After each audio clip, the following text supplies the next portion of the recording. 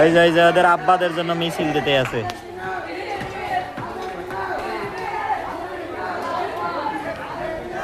রাত কয়টা বাজে এখন?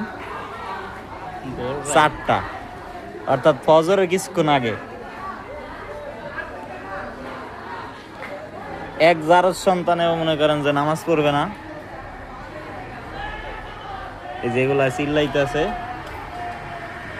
মানে আর্জেন্টিনা হারছে এই জন্য হেরা উল্লাস করতেছে।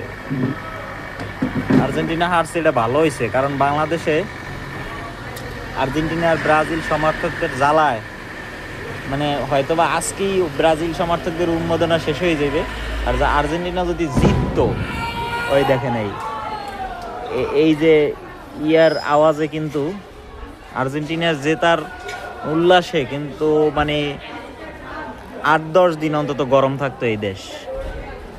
ওই যে মেসির সন্তান আর হইলো যে মেসির রাত কাটানো মানে 1 ঘন্টার বউ, এরা মনে করেন যে আরো কত কি করে ফেলাইতে পারতো মধ্যে না। আর ওইদিকে আতশবাজি ফুটাচ্ছে, মনে হয় যে বিল্ডিং টিল্ডিং কম্পিত হয়ে যাচ্ছে, এমন একটা অবস্থা।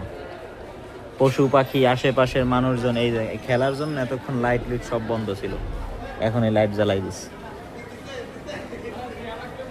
আয় হায় হায় রে বাঙালি, বাংলাদেশের জন্য কি করলি, আর তোদের কি অবস্থা রে। আতশবাজি ফুটাচ্ছে ভাই, এই যে মনে হচ্ছে পশু পাখি, আশেপাশে গাছের অভাব নাই, বনের অভাব নাই, তার মধ্যে থেকে।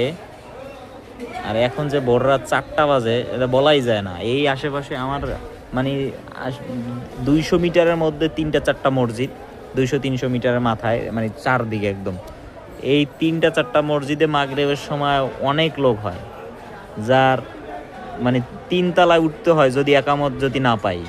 আর ফজরের সময় নিচ তলায় ফুল হয় না, এমনকি 2-3 কাতারও ফুল হয় না, এমন মসজিদ আছে 2 কাতারও ফুল হয় না।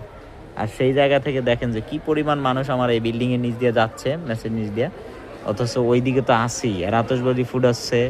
হ্যাঁ, এগুলো সবই অধিকাংশ মুসলমানের বাচ্চা আর কি।